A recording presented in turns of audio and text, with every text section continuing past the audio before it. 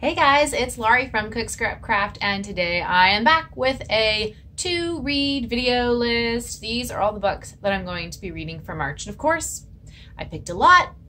I actually have one that's from February that's carrying over into March, and I'll explain why in just a second. So let's just get right to it. Before I actually get right to it, please give this video a like. Make sure you subscribe below so you can talk books with me on YouTube and never miss out on another book video. And I think that's it. Oh, also, if you are reading anything good right now, let me know in the comments. I would love to get some more books to put on my to-read list. Okay. So first off, I'm starting with The 5 Love Languages by Gary Chapman. This one's kind of a classic, I guess. It's been around for a while. I've been hearing a lot of people talking about it, and I thought maybe I should read it. So technically, this is probably a book that would have been better to read in the month of February because of Valentine's Day. It's the month of love. But I actually checked it out from the library in February, and I think now it's overdue. Whatever. But it was part of their Valentine's Day book display.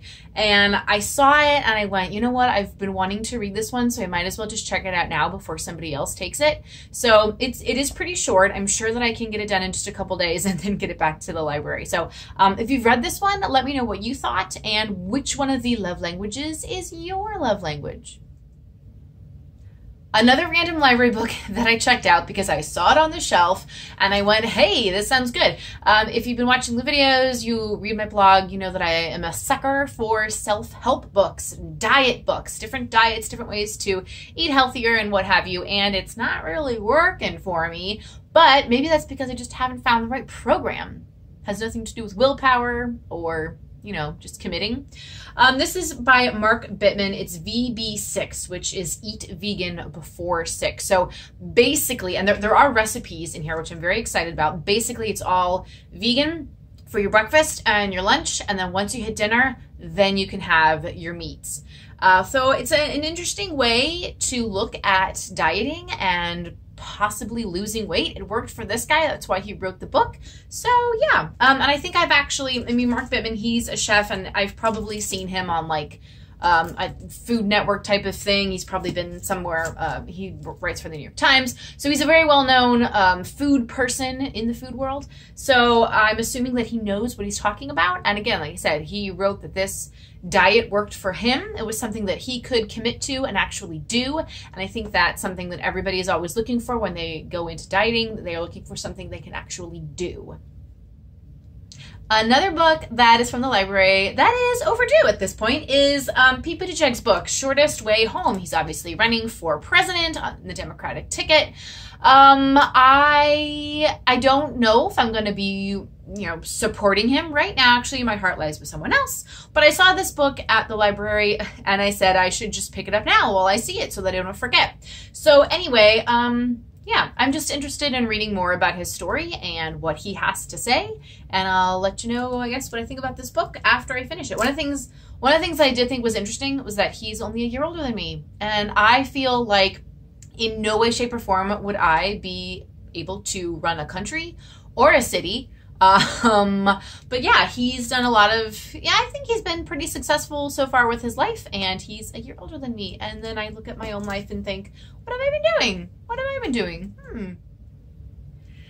I'm still not done with the library books. I think this month is going to be library month. So this book is called The Fate of Food. It's kind of transitioning from what I was doing in February, what I was reading in January in terms of the climate change books, having that as my theme. So this is basically, there's a subtitle of What We Will Eat in a Bigger, Hotter, Smarter World. So I think there's probably some positives in this book. It's not all going to be like gloom and doom. But I saw it on the library shelf and I went, again, I should just pick this up now while I'm looking at it because it sounds interesting and eventually I will get around to reading it.